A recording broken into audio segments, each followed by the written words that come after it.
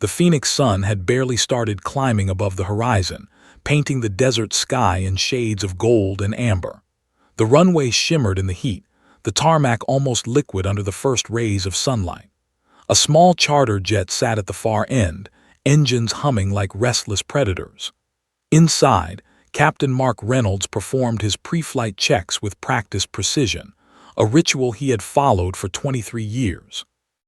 Every switch, every dial, every gauge was familiar territory, second nature, yet he treated it with the reverence of a sacred duty. This morning was supposed to be ordinary, a routine flight from Phoenix to Albuquerque. Yet, ordinary had a way of turning extraordinary in the blink of an eye. In seat 2A, Mark's daughter, Emily, tapped her fingers nervously against the armrest. 11 years old, with a tangle of brown hair peeking from beneath oversized headphones, she watched her father move with a quiet intensity that only children who idolize their parents can understand. She had spent countless weekends in the flight simulator, watching him manipulate controls with precision, absorbing the rhythm of takeoff and landing like a dancer studying choreography. Today, she was not in a simulator. She was in the real cockpit, a place she had only dreamt of occupying in her imagination. The ground crew gave the final clearance. Mark nodded at them through the windshield, a brief smile tugging at his lips. "All set, Emily," he said softly, his voice carrying both excitement and reassurance. She smiled back, though her stomach twisted with nerves. This was it, the moment when fantasy brushed against reality. The jet began its slow taxi down the runway. The engines growled louder, vibrating through the floorboards, reverberating through Emily's chest like a drumbeat. She gripped the armrest, leaning forward to watch her father adjust the throttle. Mark's hands moved with grace, muscles taut, eyes scanning every instrument, every gauge, every movement of the plane as if he could anticipate the world itself. Then, in a motion almost imperceptible at first, Mark's hands faltered. One finger lingered on the throttle lever, a subtle tremor that could have been dismissed as fatigue. But it was. Emily's eyes widened. Her father's breath hitched, then stopped entirely. The color drained from his face, replaced by an unnatural stillness. His head tilted slightly, as if he were listening to something no one else could hear, and then it went completely limp. Emily's pulse quickened, her small hands gripping the armrest so tightly her knuckles whitened. She tried to speak, tried to call out, but the roar of the engine swallowed her words before they even left her lips.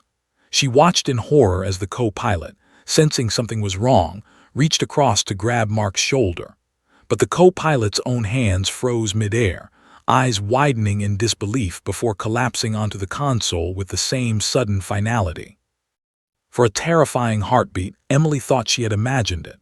But the hum of the engines, the vibration of the floor, the gentle rocking of the plane, it all insisted on a grim reality. The plane continued down the runway under autopilot's faint guidance, picking up speed, wheels straining against gravity, air resistance pressing against the fuselage.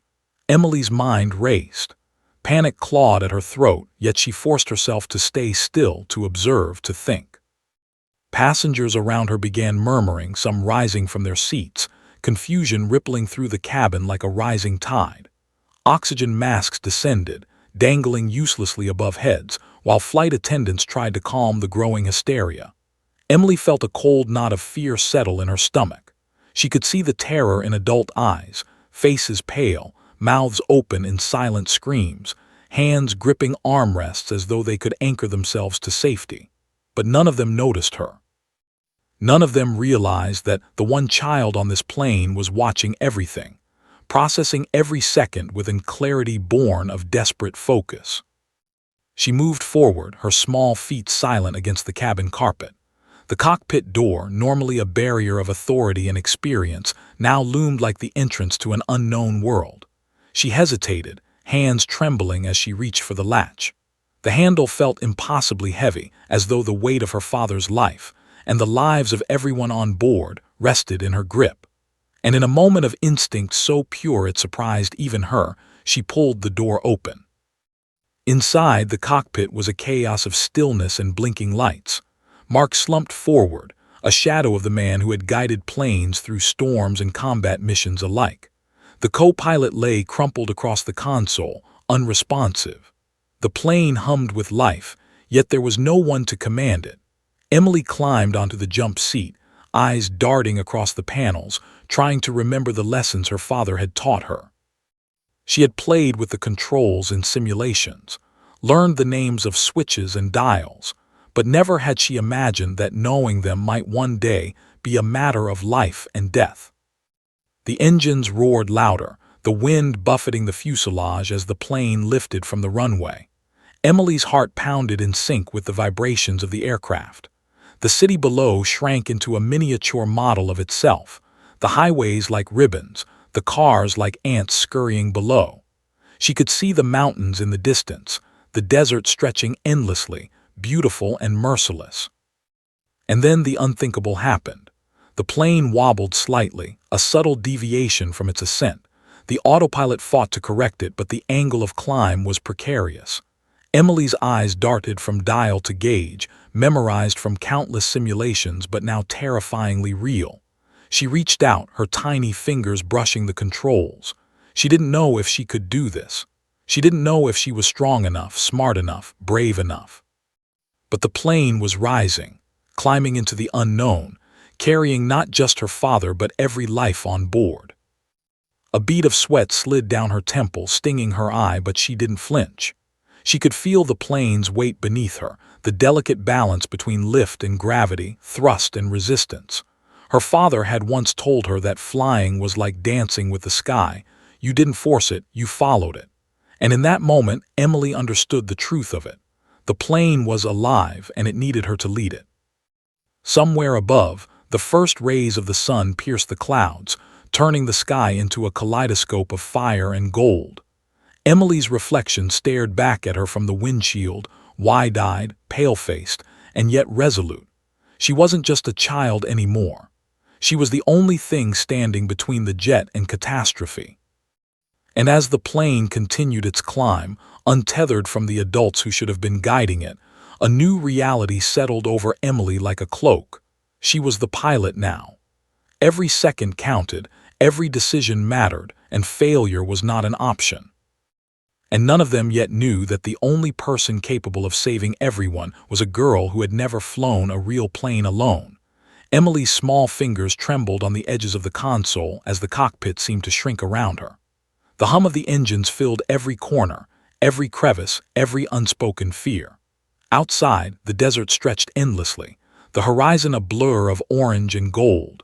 But inside, time itself felt frozen, suspended in the instant that had changed everything. Two adults, her father and the co-pilot, lay motionless, fallen to an invisible hand that had stolen them from the world. Emily's heartbeat pounded in her ears, a deafening drum against the mechanical whir of the aircraft. Her first instinct was to scream, to call for help, but the cabin behind her was chaos. Passengers were panicked, some standing, some clinging to seats, others frozen in disbelief. Oxygen masks dangled uselessly, a cruel mockery of safety in a sky that had become a cage. Flight attendants tried to maintain order, their voices quivering over the roar of the engines, but they were ordinary humans facing an extraordinary nightmare. And among all of them, Emily realized with stark clarity that she was the only one who could do anything. She climbed onto the jump seat, careful not to jostle the controls. Her father's voice, always steady, always commanding, echoed in her memory. Know your instruments, trust your instincts, and never fight the plane. She had never imagined she would need to live by those words in the middle of a real flight, not a simulation, not a weekend lesson. Yet here she was, 11 years old, staring down at the dials and gauges, trying to decipher meaning from numbers, colors, and blinking lights. Mark Reynolds' body slumped against the yoke, rigid now, unresponsive. Emily reached out with a trembling hand, touching his shoulder. It was cold, too cold, and she recoiled instinctively. Panic rose again, clawing at her throat, but she forced herself to breathe. She could not lose control, not now, not when hundreds of lives hung in the balance. The plane tilted slightly to the left, a subtle wobble that made the cabin lurch. Emily caught it, instinctively reaching for the controls, though her hands barely reached. She remembered watching her father adjust the yoke for minor corrections, the graceful arcs, the tiny shifts that kept a plane airborne. With her small fingers, she nudged the control column gently, barely enough to make a difference. And yet the plane steadied. For a fleeting second, she felt a spark of hope, a fragile, flickering thing, but she knew it could vanish in an instant. The co-pilot groaned, then went completely still. Emily's stomach knotted, two pilots unconscious. The reality of it slammed into her with crushing weight. She looked around the cockpit, searching for anything she recognized, anything that could guide her. The radio crackled with static, the autopilot panel blinked insistently, and outside the world rushed by, unbothered by the human terror inside the cabin. Okay, Emily whispered to herself, teeth clenched. She scanned the instruments, airspeed safe, altitude rising, heading slightly off, engine power normal. Slowly, methodically, she began pressing switches, toggling dials, repeating in her mind every lesson her father had ever given her. The autopilot could only do so much, she remembered. It was a guide, not a savior. And right now, there was no one to save them but her. Behind her, a passenger screamed. Emily flinched, spinning around to see faces twisted in panic. A mother was holding her child, whispering frantic reassurances that were almost hollow in the roar of the engines. Another passenger was pale, eyes wide, gripping the seat in front as if sheer force could keep the plane from falling. Emily swallowed hard. She had to focus. If I panic, we all die. Her hand found the radio.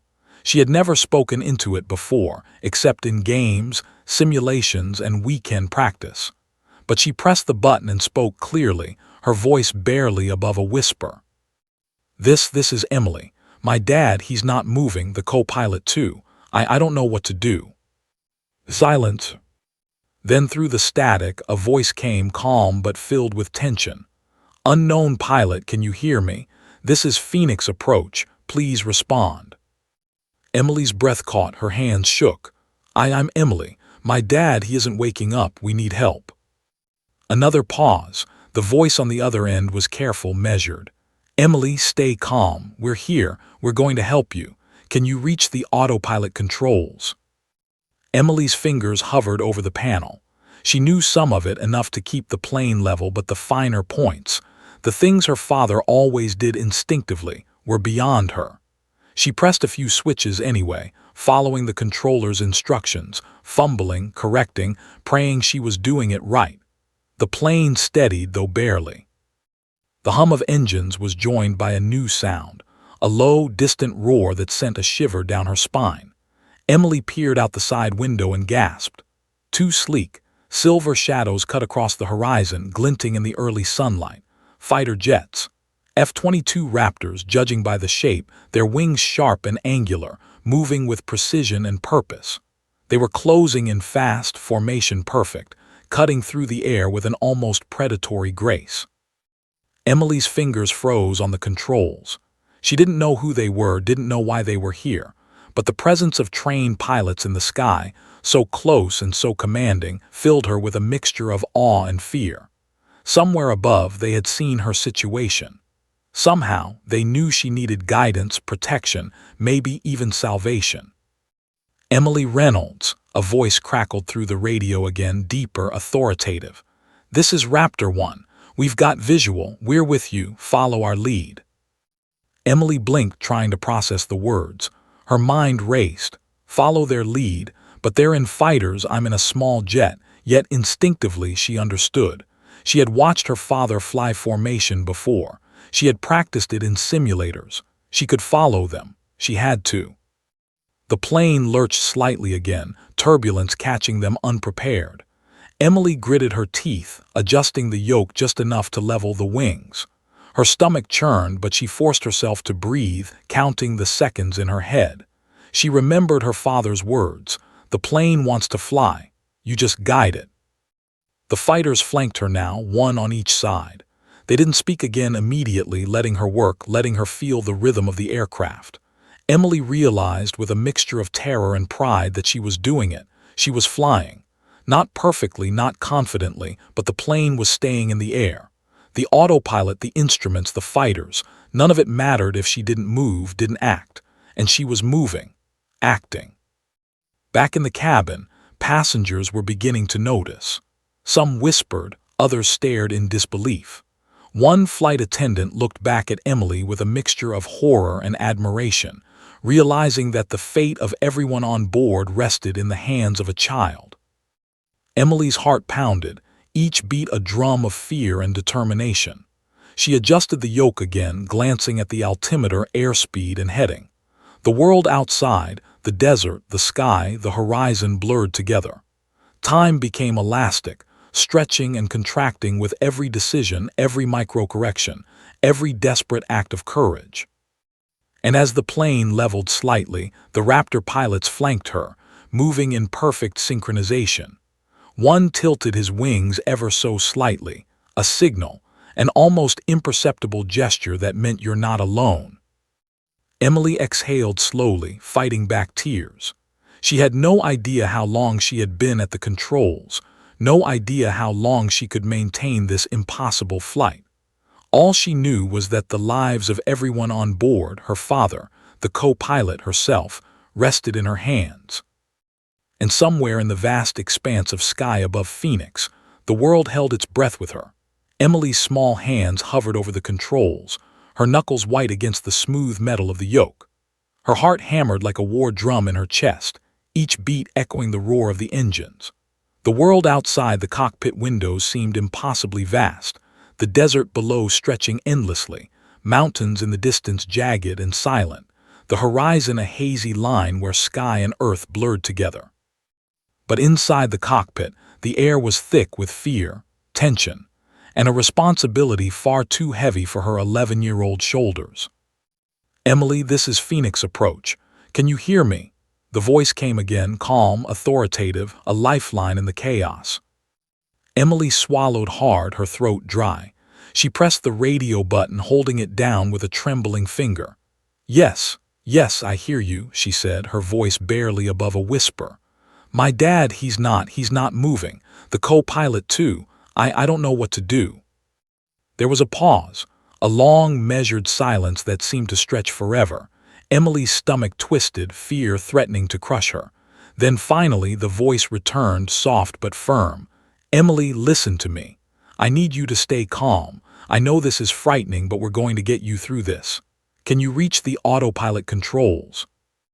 Emily's fingers instinctively brushed the panel. She had seen these buttons, these switches, countless times in simulators. She knew some of them, but the rest, they might as well have been a foreign language. I think so," she stammered, pressing one switch at a time as she repeated each instruction out loud. "Autopilot, engage, heading, adjust." "Good, Emily, keep the wings level, altitude steady. Don't fight the plane, let it fly."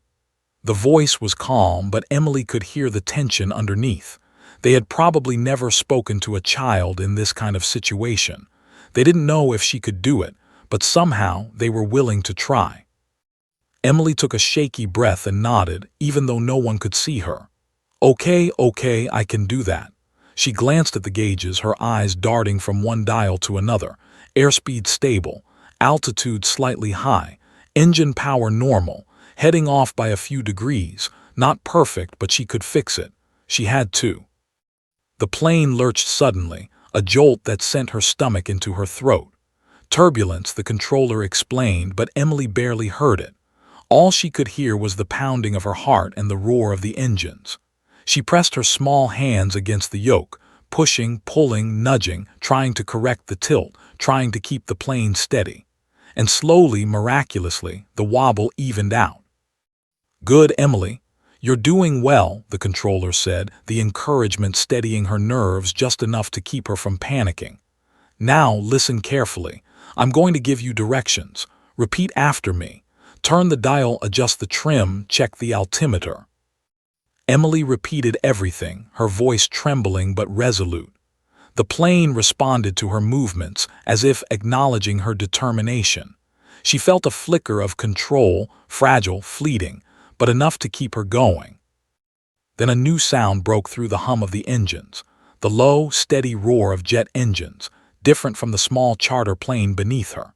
Emily looked out the side window and froze. Two sleek F-22 Raptors had appeared, sliding into formation beside her plane with the grace of predators stalking in perfect synchronization.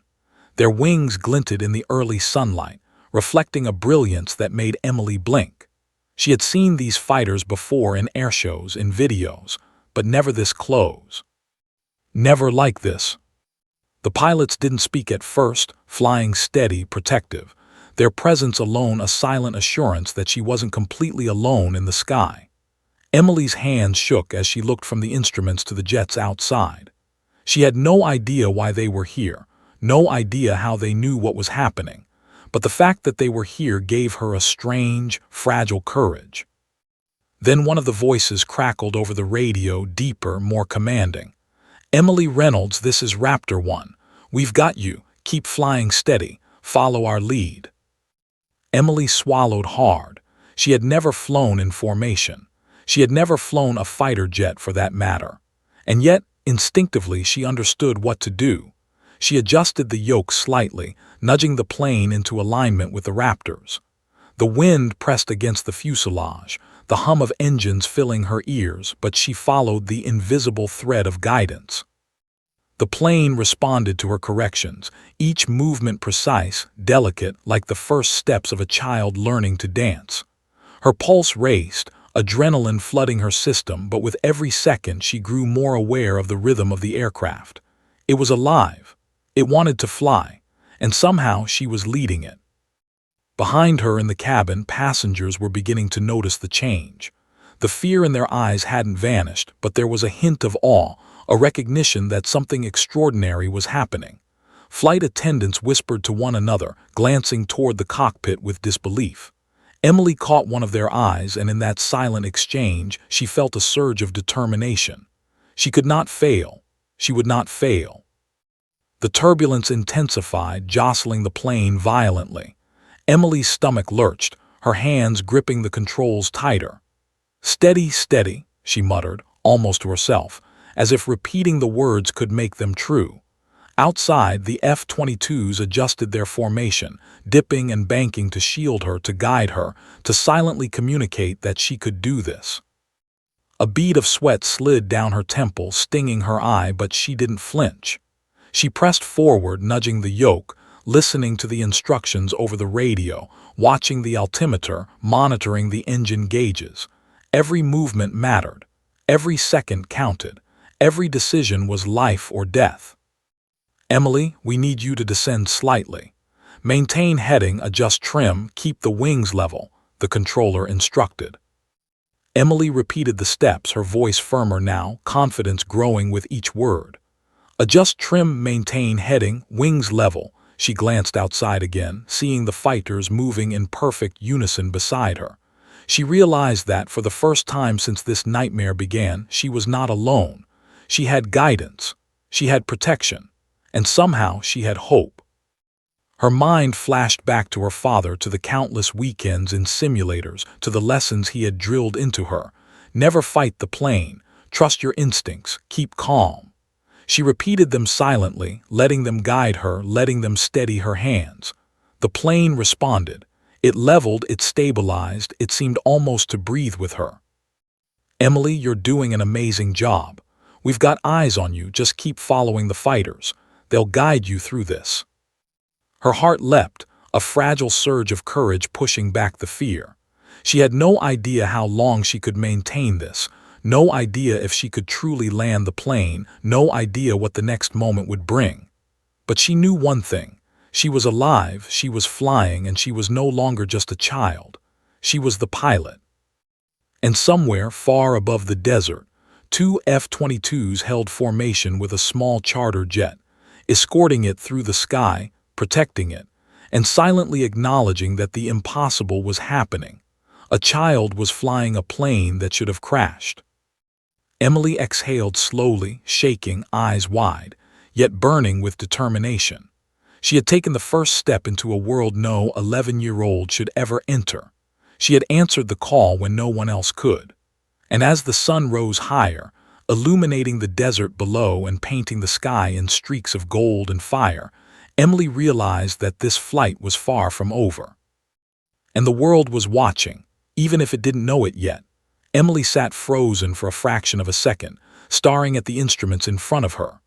The roar of the engines vibrated through her bones. The small charter jet was climbing, wobbling slightly under her tiny hands, while outside, the two F-22 Raptors glided in deadly perfection, their presence both terrifying and reassuring. "Emily, this is Raptor 1. Listen carefully," the deeper, authoritative voice crackled over the radio. "We're going to walk you through every step. Do exactly as we say. One mistake," and he paused. Emily swallowed, the implication heavy in the silence that followed.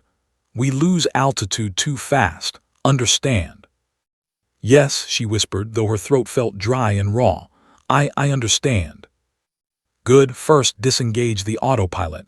You need full control now. Slowly, carefully, do not rush." Emily's hands trembled as she located the switch. Her fingers hovered over it like they were touching something sacred. She remembered her father's instructions from countless simulator sessions. Respect the controls. Never force them. Always anticipate. Slowly, she flicked the switch. The plane hummed differently, a subtle vibration running through the fuselage as if it were aware of the shift in command. "Steady," the controller instructed. "Trim the plane for level flight. Slowly. Follow my instructions exactly." Emily squinted at the trim wheel, her small hands fumbling slightly. She adjusted it gently, listening to the faint clicks, feeling the plane respond beneath her. The Raptor pilots flanked her, silent but insistent, holding her jet steady, guiding it through the invisible currents of air. She began to notice the subtle differences, the pull of the wind, the tug of gravity, the delicate balance between lift and thrust. Each micro-adjustment was a conversation, a negotiation, a dance she had never imagined she would perform. "Now, Emily," the controller said, voice calm but firm, "we're going to change your heading slightly to align with the safest descent corridor. Turn the yoke slowly to the right 10 degrees. Watch your altitude." Emily took a deep breath and nodded, even though no one could see her. Her hands moved almost instinctively, nudging the yoke just enough. The plane tilted, and she felt the subtle shift of gravity, the hum of engines, the tension of weight and balance. She adjusted, corrected, listened to the Raptor pilots outside. They banked slightly, a silent instruction, their precision guiding her through a sky that had once seemed infinite and now felt like a controlled, fragile space. "Good, now keep the wings level, altitude steady, maintain heading." The controller's words were clipped, deliberate, almost surgical. Emily repeated them aloud, her small voice steadying with every syllable. The plane responded, slowly, miraculously. But then turbulence hit, hard. The jet lurched violently, tossing her against the seatbelt, rattling the console, making the controls jump beneath her fingers. Emily gasped, gripping the yoke with both hands. Her stomach flipped, adrenaline surging, fear threatening to overwhelm her. "Emily, listen to me." The controller's voice cut through, sharp now. "Use the rudder, push gently, correct the tilt. You can do this." Her hands moved, nudging pedals and yoke. Slowly, ever so slowly, the plane stabilized. She exhaled, sweat stinging her eyes, and wiped it away with the back of her hand. The jet leveled, the hum of the engine smooth again. The Raptors maintained formation, their sleek bodies reflecting the sunrise, unwavering guardians in the sky. Emily realized she had forgotten to breathe. She inhaled deeply, filling her lungs with the recycled air of the cabin, trying to calm the chaos within herself. Every decision was weighted with life or death, and yet she felt something rising, an almost impossible confidence, a recognition that she could do this. She had to do this. "Now," the controller continued, "we need to descend gradually. Keep your airspeed steady, trim for descent, follow the corridor I'll guide you through. Don't rush. Stay calm. You are in command, Emily, but listen carefully to every word we say." Emily repeated the instructions aloud, her voice stronger now. "Trim for descent. Keep airspeed steady, follow corridor." She followed the directions, adjusting the yoke gently, her hands moving with growing precision. Outside, the Raptor pilots matched her movements, subtly guiding her through invisible pockets of air turbulence, protecting her from the forces she could not yet understand. The cabin behind her was tense, passengers beginning to sense that something extraordinary was happening. Murmurs rippled through the rows, flight attendants whispering encouragement, clinging to their training but unable to conceal their awe. Emily glanced briefly toward the cabin, her wide eyes meeting theirs. She swallowed hard, forcing herself to focus back on the instruments. She could not falter. Suddenly, a new challenge presented itself. Crosswinds.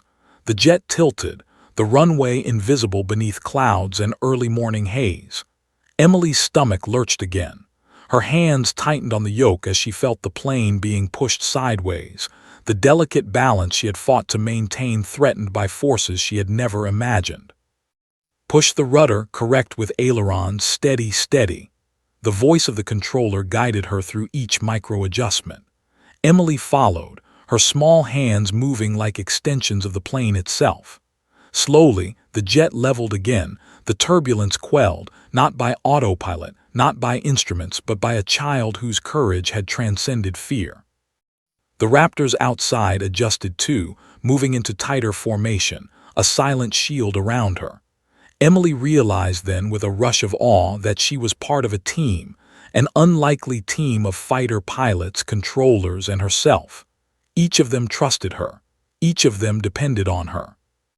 Her mind flashed to her father, the countless hours he had spent teaching her the principles of flight, the gentle admonitions, the lessons in patience, precision, and respect for the plane. He trusted me once. Now I have to trust myself. Emily, the controller said, voice calm, deliberate, we're going to start the approach sequence soon. Keep following the instructions exactly. The Raptors will guide you to the safe corridor. Don't panic. You've done amazing so far. Emily nodded, though she knew no one could see her. I can do this. I will. The plane continued its descent, the city below slowly emerging through gaps in the clouds. Roads stretched like veins, buildings tiny, insignificant from the sky. Emily felt a strange mix of fear and exhilaration. She was navigating this massive machine, keeping it aloft against odds no child or adult should have faced. Then one of the Raptor pilots tilted his wings slightly, a signal she had never learned but somehow understood. Follow me. Emily adjusted the yoke, aligning the jet with the invisible path, feeling the plane respond as if it understood the guidance. A sudden gust threatened to push them off course. Emily corrected instinctively, her hands moving faster now, smoother, more confident. She began to feel the rhythm of the plane, the subtle conversation between pilot and machine. She was guiding it, yes, but the plane was alive, aware, cooperating with her, lifting her, holding the lives of everyone on board in a fragile balance. The cabin behind her quieted, passengers sensing that the nightmare was being met with courage. Emily's breath came in controlled bursts, sweat streaming down her face, yet her hands remained steady. She was 11 years old, sitting in a cockpit that had become both battlefield and sanctuary, navigating a path through the sky that no adult had yet dared attempt. Emily, the controller said, voice gentle but firm, we're going to continue this descent slowly. Watch the altimeter, keep your wings level, adjust trim carefully. You are doing the impossible. We believe in you. Do you understand? Yes, she whispered, almost a prayer. I understand. I can do this. And in that moment, amidst the roar of engines, the flashing of instruments, the presence of the F-22s flanking her, Emily Reynolds realized something she had never truly known before. Courage was not the absence of fear. Courage was action in spite of it. The plane descended, steady now, guided by her hands, her instincts, and the invisible web of trust connecting her to the controllers, the pilots, and in some strange way to her father, who had taught her everything she needed to know in those precious weekend lessons. And yet, as she flew, Emily knew this was only the beginning. The hardest part was still ahead, landing the plane. Emily peered through the cockpit window, her wide eyes catching the glint of sunlight off the sleek forms of the two F-22 Raptors flanking her small charter jet. They weren't just planes. They were guardians in the sky, silver and deadly, cutting through the air with precision that made her fingers tighten around the yoke. The way they moved, almost in sync with her tiny, trembling hands, gave her the first real glimmer of hope since the nightmare began. The desert below had transformed into a mosaic of light and shadow. Roads were rivers of steel, weaving through neighborhoods like veins, and the mountains stood jagged and silent, ancient witnesses to the chaos unfolding above. Emily could feel the wind tugging at the fuselage, subtle shifts in pressure and lift that she had only read about in books. Her pulse raced, and sweat ran down her temple, stinging her eyes, but she ignored it, letting the lessons from countless weekends with her father guide her. "Emily, steady," the controller's voice said, firm but calm. "We're approaching controlled airspace. You'll need to maintain altitude, keep your heading, and follow the Raptor formation. Do not deviate. Understand?" "Yes," Emily whispered, trying to steady her voice. Her hands moved gently on the yoke, correcting the slight tilt, nudging the rudder pedals with care. The charter jet trembled with every adjustment, as if testing her resolve. "I understand." The Raptors shifted slightly, signaling her again. Emily adjusted, matching their movements. She realized something profound. They weren't just guiding her. They were communicating in a language of motion, silent signals she somehow understood. A tilt of a wing, a subtle change in speed, a shift in altitude, these were instructions, lifelines in a language of air. Suddenly, turbulence hit hard. The plane rocked violently, sending her stomach into her throat. She gritted her teeth, her knuckles white on the yoke, listening to the warning tones of the instruments and the subtle rumble of air against the fuselage. She remembered her father's words, "Planes want to fly. You just guide them." Emily nudged the yoke, pushed the rudder slightly, and the plane leveled. The control panel beeped, altimeters and airspeed indicators glowing in the cockpit light. The Raptor on her right dipped slightly, flanking her protectively. She realized then how fragile the balance was, how small a misstep could send the plane spiraling into disaster. But the presence of the F-22s made her feel less alone, more capable. Somehow, their silent assurance gave her the courage to keep going. "Emily," the controller instructed, voice calm but urgent, "we need you to adjust for approach. Start your descent slowly. Airspeed steady, wings level. Follow the corridor we've marked for you. Do not deviate." Her hands moved instinctively. She followed the invisible path, the guidance of the Raptors and the voice over the radio. Each adjustment was delicate. A touch too much and the plane would veer, too little and they would drift off course.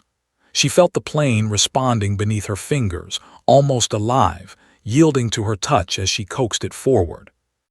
A sudden shadow passed across the runway far below. Emily blinked, momentarily disoriented. It was the first time she saw the world from this perspective, not just as a passenger, not just as a spectator, but as the pilot.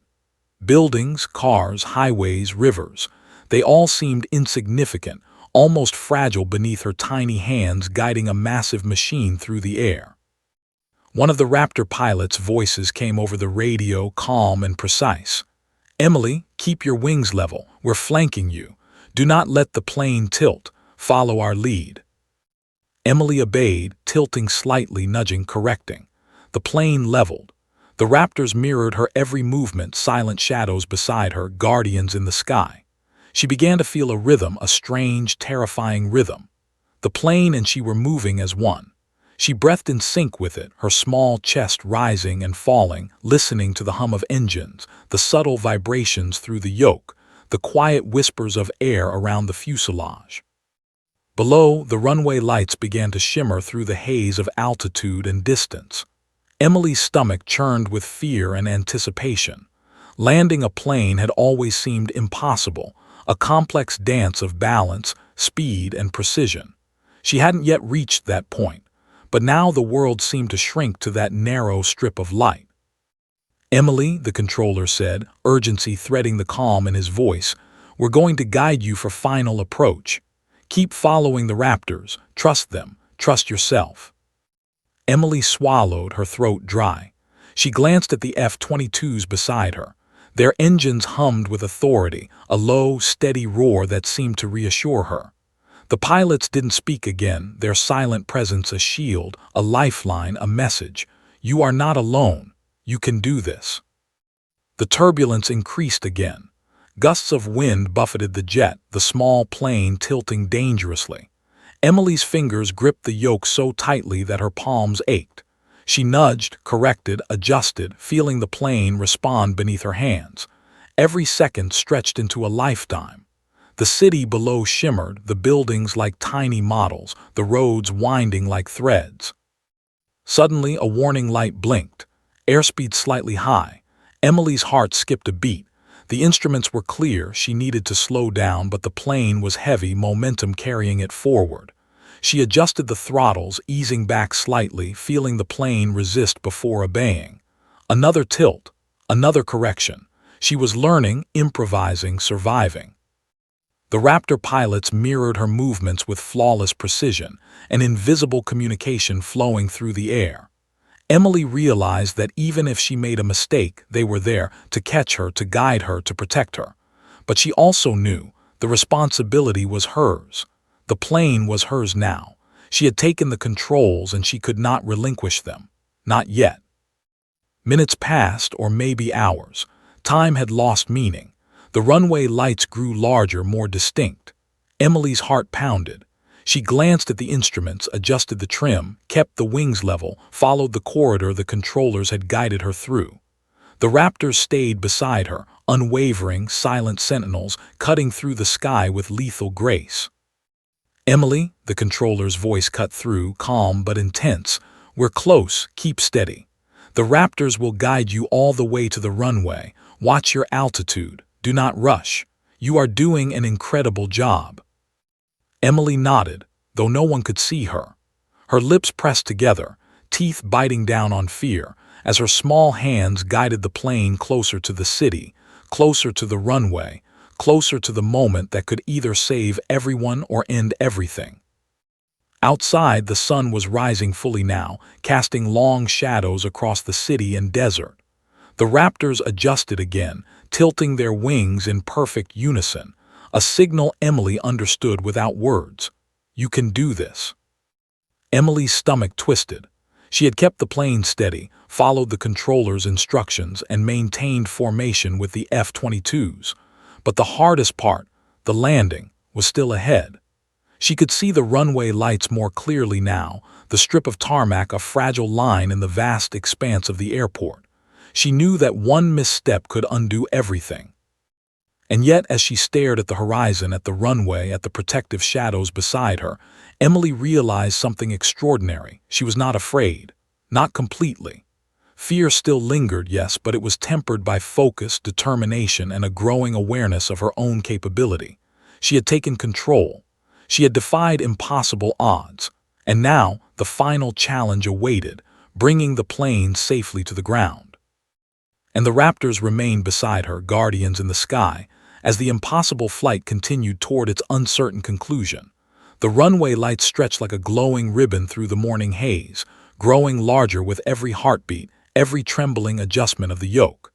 Emily's small hands gripped the controls so tightly that her palms ached, and her knuckles were white as chalk. Sweat streaked her temples and stung her eyes, but she refused to wipe it away. She couldn't. Every second counted. Every movement mattered. The plane, hundreds of tons of steel, hung delicately in the air, teetering between control and catastrophe, and the weight of it pressed down on her like gravity itself had found her heart. "Emily, maintain heading, keep the wings level, airspeed steady," the controller's voice instructed calmly but with a tension that belied the normal rhythm of flight. "We're tracking you. You can do this. Don't panic, not now." Emily's hands moved almost on instinct, nudging the yoke left and right, tapping the rudder pedals with precise pressure, adjusting trim, listening to every vibration, every subtle hum of the engines. She had never felt so alive, so terrified, so responsible. The plane's fuselage vibrated beneath her hands, quivering as if it could sense the delicate balance she maintained between survival and disaster. The Raptor pilots flanking her mirrored her every motion, tilting, banking, dipping in perfect unison, protective shadows beside her, cutting through the sky with lethal precision. Their presence gave her courage, yet the enormity of what she faced, landing a plane at 11 years old after 2 pilots had fallen unconscious, was almost too much to bear. Then, as if the sky itself had decided to test her, turbulence struck with a ferocity Emily had never imagined. The jet lurched violently, pitching left, then right, the yoke jerking in her hands. Oxygen masks behind her bounced with the force, passengers crying out in terror. Her stomach turned, nausea rising like a tidal wave. She pressed her feet against the rudder pedals, pushing, nudging, correcting. But the plane resisted, groaned, trembled. "Emily," the controller's voice cut through, sharp and urgent. "Push the rudder, correct with ailerons, don't fight it, let the plane respond." Emily's hands flew over the controls, a blur of motion as she pushed, pulled, twisted, and nudged. The instruments screamed warnings, airspeed high, altitude dropping, tilt increasing, but she followed every instruction, every instinct. Slowly, almost impossibly, the plane steadied. For a brief heartbeat, she felt control again. Then the turbulence hit once more violent, as if the wind were alive and testing her resolve. Her heart raced, adrenaline surging through every vein, muscles trembling with exertion and fear. She realized she had been holding her breath for what felt like hours, and when she finally exhaled, the sound was harsh in the confined space of the cockpit.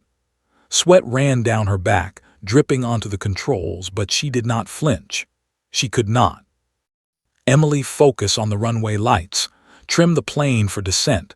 Wings level, airspeed steady. You are doing incredible," the controller said, voice calm but urgent. "We are with you. The Raptors are guiding you. Follow their lead." Emily's eyes darted to the glowing runway far below, her stomach twisting with fear and determination. She nudged the yoke again, adjusted the trim, checked her instruments, and kept the wings level. The Raptor pilots moved in perfect formation beside her, tilting wings, banking slightly, a silent language she had learned to read instinctively. She felt the plane respond beneath her hands, almost alive, yielding to her touch, as if recognizing her courage. But the sky was not done testing her. A sudden crosswind caught the fuselage, forcing a tilt that made the cabin lurch. Emily's stomach rose into her throat. Her hands shook violently on the yoke. She tried to correct, but each adjustment seemed to provoke another swing, another tilt, another moment of panic. "Emily," the controller shouted. "Stay calm, trim, correct, steady. You are in command, don't fight the plane." She pressed her lips together, teeth gritting, and followed the instructions. Slowly, painstakingly, she leveled the wings, nudged the rudder, adjusted the yoke. The plane responded. The turbulence eased slightly, and she felt a small surge of hope. "I can do this. I have to. I must."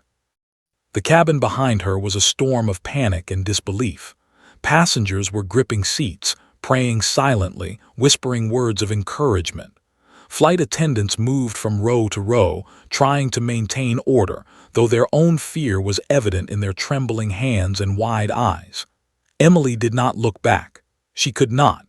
Every second she spent distracted was a second too long. "Emily," the controller said, softer now, almost reverent, "you are performing beyond belief. Keep the plane steady. Follow the Raptor formation. Align with the approach corridor. You will land this plane. We believe in you." Emily swallowed hard, tears prickling her eyes. She had never felt so small, so alone, so responsible. And yet a strange calm began to seep in. The focus, the instinct, the rhythm of flight that her father had taught her came flooding back. She felt the plane responding to her touch, the vibrations through the yoke telling her exactly what it needed. She was no longer just reacting. She was anticipating, guiding, leading. Suddenly, another lurch. The plane dipped dangerously. Instruments flashed warnings. Airspeed fluctuated. Emily's stomach lurched violently. Her small hands flew over the yoke, nudging, correcting, pushing, pulling. The autopilot was gone. There was no one to rely on. It was just her, the plane, and the vast sky around her. "Emily, the runway is in sight," the controller said. "Focus. Align with the center line. You are almost there. Don't rush. You are in command. Keep it steady." Her eyes snapped to the glowing strip far below. She could see it now, the narrow ribbon of tarmac cutting through the desert landscape. It was both reassuring and terrifying, the final line between life and catastrophe. Her hands shook violently, but she gritted her teeth and held them steady, guiding the plane toward it. The Raptor pilots shifted slightly, their wings tilting in perfect coordination. Emily understood instantly. Follow them. She nudged the yoke, adjusting the angle of descent, keeping the wings level, following the invisible path they laid before her. Each second felt like an eternity. The plane trembled with every correction. A sudden gust struck again, pushing the nose up violently. Emily's stomach rose, fear clawing at her throat. She pressed harder on the rudder, nudged the yoke, adjusted trim, and whispered to herself, almost like a prayer. "Planes want to fly, trust the plane, trust yourself." Slowly, painstakingly, the jet stabilized again. Her hands were raw, trembling from exertion, sweat pouring down her face. But she had done it. She had survived another trial, kept the plane aloft, maintained formation with the F-22s, and remained in command. "Emily, you are doing the impossible," the controller said, voice almost breaking with relief. "Stay with it. You're almost at the runway. We're guiding you all the way." Emily's heart raced. She could see the runway clearly now, the final approach corridor illuminated. The plane responded to her hands like a living thing, trembling, swaying, yet holding together. She was at the brink, so close to safety, yet so dangerously close to disaster. And in that moment, amidst the roar of engines, the whine of instruments, the shaking of the fuselage, Emily realized something profound. She was no longer a child just trying to survive. She was a pilot. She was guiding hundreds of lives through the impossible. She was the axis upon which this fragile moment balanced. And the hardest part, the landing, was still ahead. The runway stretched out before Emily like a ribbon of light through the desert morning haze. She could see the asphalt now, the faint yellow and white lines guiding pilots safely to the ground. Her small hands gripped the yoke, sweat running down her palms, heart hammering in her chest like a drum of war.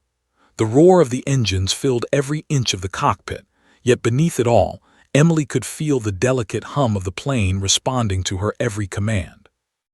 "Emily," the controller's voice crackled over the radio, calm but urgent, "final approach. Keep wings level, airspeed steady, trim carefully, follow the Raptor formation. You've got this." Emily's chest rose and fell rapidly. She glanced at the two F-22s flanking her, sleek silver guardians in the sky, moving in perfect synchrony. Every tilt of their wings, every subtle adjustment was a message. "Trust yourself. Follow us." She nodded, though they could not see her. Slowly, she nudged the yoke, adjusting trim, keeping the wings level, feeling the plane respond beneath her fingers like a living thing. The turbulence had lessened slightly, but the winds off the desert still threatened to push the jet off course. Emily adjusted the rudder, gently correcting the tilt as her palms began to burn from the grip on the controls. Sweat ran down her forehead and into her eyes, but she refused to wipe it away. Every distraction could be fatal. She focused solely on the glowing strip ahead, the runway the only line between survival and catastrophe. The cabin behind her was silent now, passengers holding their breath, gripping seats, whispering prayers. Flight attendants moved quietly, fear etched into every line of their faces, yet a fragile hope glimmered in their eyes. Emily dared a glance back. The jet shuddered slightly, reminding her that there was no turning back. She swallowed hard, teeth clenched, and looked forward again. "Emily, you are doing extraordinary," the controller said. "Maintain approach. Reduce airspeed slightly. Keep wings level, adjust trim. You are almost there." Her fingers moved deftly over the controls, nudging, twisting, adjusting, coaxing the plane toward the runway. Each micro-correction was a conversation with the jet, a negotiation for life, a silent promise to the hundreds of people aboard that she would not fail. The F-22s mirrored her every movement, flanking her like shadows, providing guidance, protection, and reassurance. Emily began to recognize the pattern of their movements, a silent rhythm that told her exactly how to adjust the plane. Her fear began to transform into a focused determination, an almost impossible calm in the face of total chaos. The runway grew larger, more distinct. Emily's stomach twisted with anticipation. Her hands trembled, but she guided the plane with precision, adjusting throttle, trim, and yoke. The jet responded beautifully, obedient to her touch.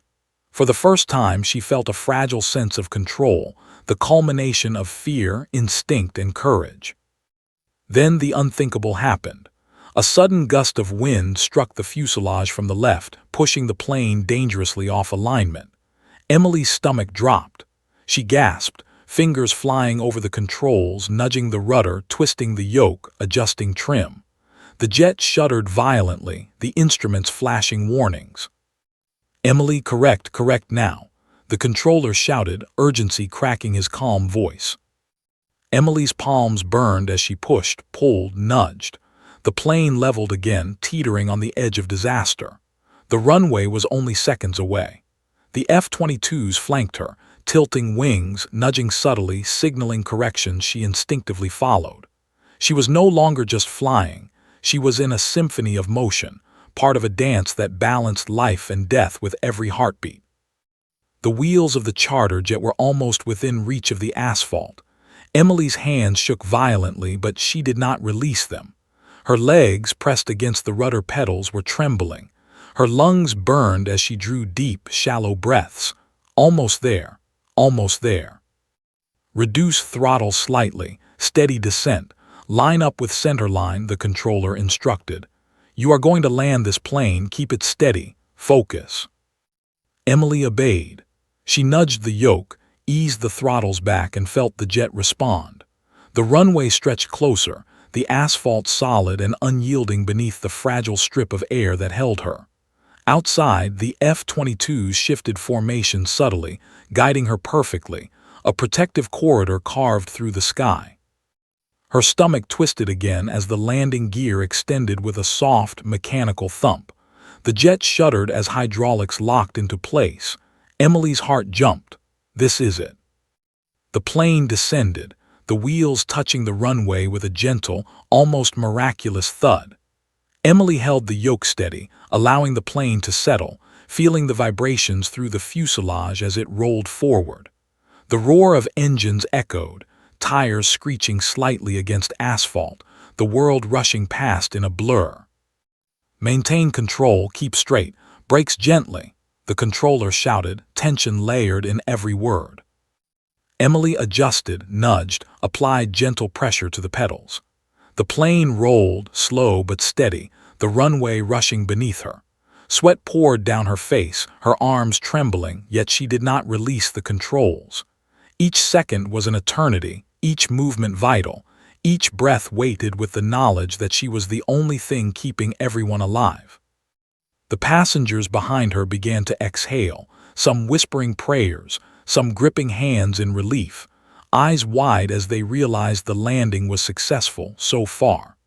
Flight attendants moved quietly, still cautious, still aware of the fragility of this miracle.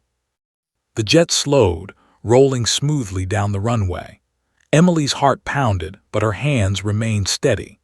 The F-22s flanked her still, their engines a low hum of reassurance, guiding her safely through the final seconds of this impossible ordeal. And then finally the plane came to a complete stop. The tires hissed against the asphalt as Emily released the yoke, her hands shaking violently. She exhaled a long, shuddering breath, tears streaming down her face. She had done it. She had landed the plane. She had survived. Silence filled the cockpit for a heartbeat.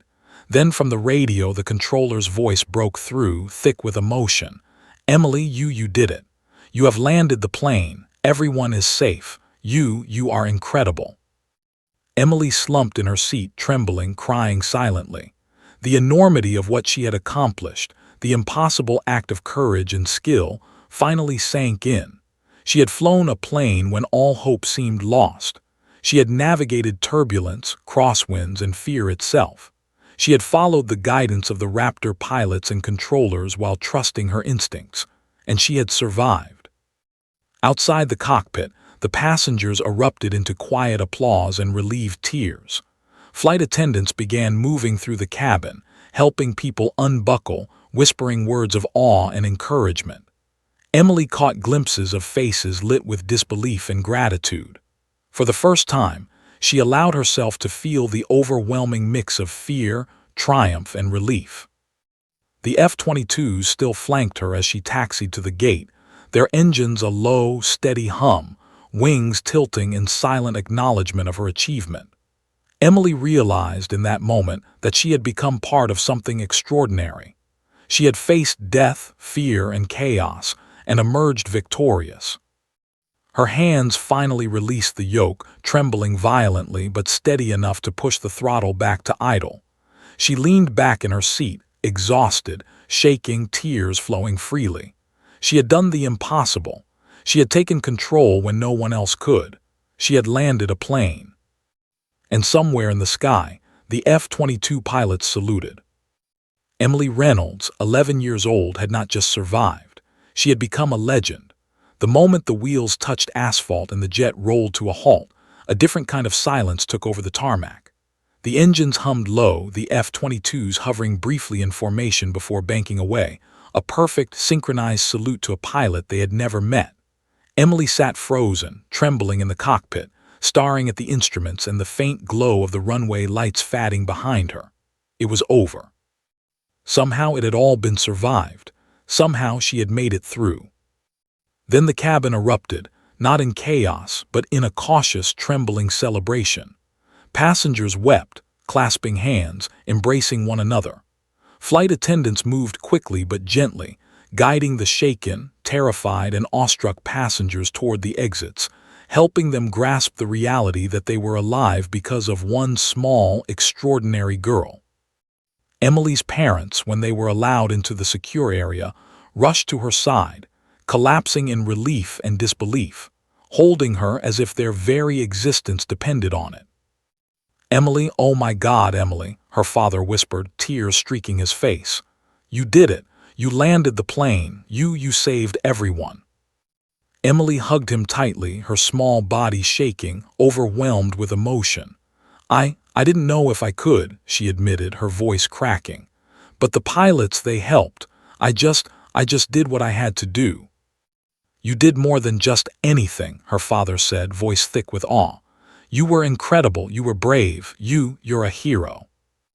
Outside the airport, media helicopters began to arrive, the rotors beating like frantic wings.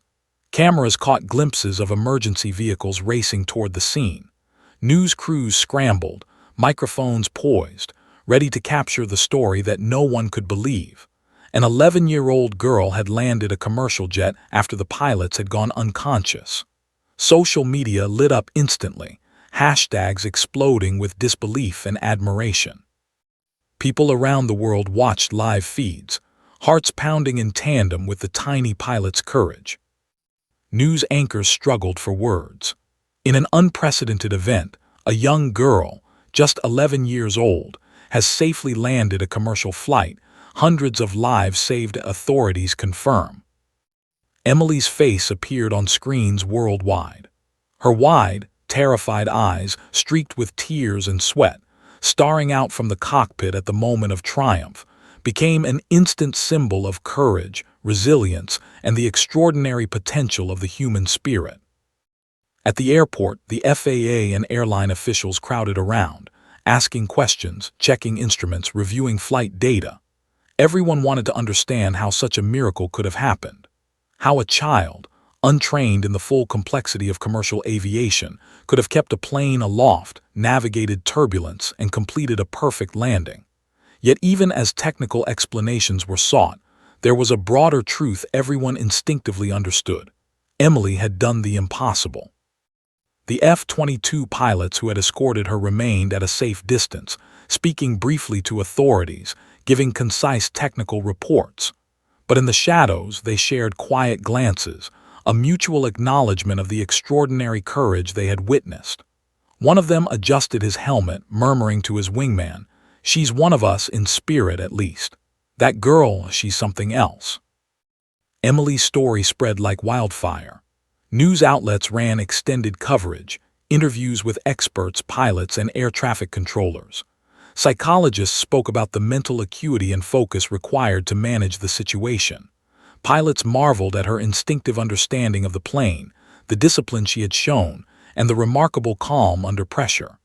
Across the globe, people were inspired, children, adults, seasoned pilots, and ordinary citizens alike. Emily became a symbol, a beacon of hope and courage in a world desperate for heroes. Yet for Emily, the moments immediately following were a blur of emotions: relief, fear, disbelief, pride, and exhaustion. Her parents stayed by her side, guiding her gently out of the cockpit, letting her feel the weight of what she had accomplished without overwhelming her with the spotlight. "You saved lives," her mother whispered. "Do you understand? Hundreds of lives, and the world is watching. You're a hero." Emily shook her head, overwhelmed. I just did what I had to do," she murmured. I flew the plane." Her father's hand gripped hers firmly. "Flying the plane? Emily, you didn't just fly the plane, you performed a miracle." Outside, a small crowd had gathered, drawn by the spectacle of the landing and the unlikely story of heroism. Applause and cheers erupted as emergency crews cleared the jet. Emily's presence was slowly revealed, the tiny girl who had commanded a massive machine with courage that dwarfed even the strongest adults. People gasped, cried, and cheered as she stepped forward, blinking against the sunlight, small but impossibly brave. Within hours, social media exploded. Videos of her landing went viral, news clips were replayed endlessly, and hashtags such as Pilot Girl, Emily Reynolds, and Miracle Landing trended worldwide. Online communities debated, celebrated, and shared her story, flooding the internet with messages of admiration and awe. Children saw in Emily a figure of possibility. Adults recognized a reminder of resilience, focus, and determination. The airline, overwhelmed with gratitude and shock, issued official statements. "Today, we witnessed a level of bravery and skill that transcends understanding," read one press release. Emily Reynolds demonstrated extraordinary courage and presence of mind, saving every life on board. Her actions will never be forgotten, and she will forever be part of our family. FAA officials held press conferences, confirming the technical facts. The plane had been stabilized, the approach perfectly executed, and the landing flawless. Experts analyzed every maneuver, noting Emily's instinctive precision, ability to follow instructions under extreme pressure, and composure far beyond her years. They concluded that while no child could normally perform such feats, Emily's actions were guided by courage, focus, and guidance from experienced professionals, the perfect alignment of skill, instinct, and circumstance. The F-22 pilots' salute became legendary. Photos and videos circulated, showing the two sleek fighters flanking the small charter plane, tilting wings in a silent acknowledgement of Emily's bravery. The imagery captured the imagination of millions. An 11-year-old girl, small and determined, with fighter jets honoring her courage in the sky. It became an enduring symbol of human possibility. Awards and honors followed. Emily was celebrated by civic leaders, aviation organizations, and humanitarian groups. Her story became a source of inspiration for children and adults alike. Invitations to speak, interviews, and ceremonial honors poured in, each event recognizing the unimaginable courage she had displayed. Yet Emily remained humble, insisting she had only done what she had to do. At home, her life slowly returned to a semblance of normalcy. School continued, homework awaited, friends asked endless questions, and teachers marveled at her calm recounting of the ordeal. But Emily's story had already transcended her small town. She had become a symbol, not just of bravery but of possibility, of the extraordinary capacity within ordinary people to rise to unimaginable challenges. And though she was only 11, Emily knew something had changed forever. She had touched the sky, commanded a plane, and survived. She had faced fear, chaos, and the impossible, and emerged victorious. The world had witnessed it, and more importantly, she had witnessed it in herself. In the quiet moments when the adrenaline faded and the noise of the media subsided, Emily sometimes looked out her bedroom window at the sky, imagining the two F-22s, still soaring, still protective, still saluting her in memory. And in those moments, she smiled. Not just because she had survived, but because she had discovered something essential. Courage is not the absence of fear, but the determination to act in spite of it. Emily Reynolds, 11 years old, had done more than land a plane. She had reminded the world of what was possible. She had become a legend, a symbol of bravery, and a living testament to the extraordinary strength of the human spirit. And long after the runway lights faded, long after the cameras stopped rolling, long after the applause quieted, the story of Emily Reynolds soared on. Forever a miracle, forever a hero, forever an inspiration.